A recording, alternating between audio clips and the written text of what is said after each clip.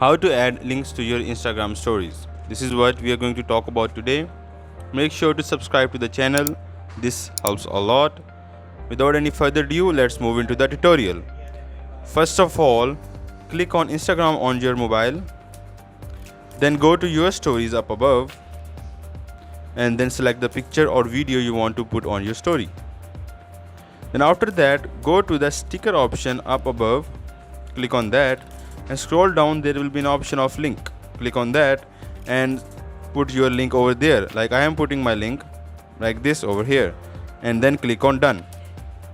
As soon as you click on done, there will be a link and you can place it wherever you want on your story, and then you can post the story.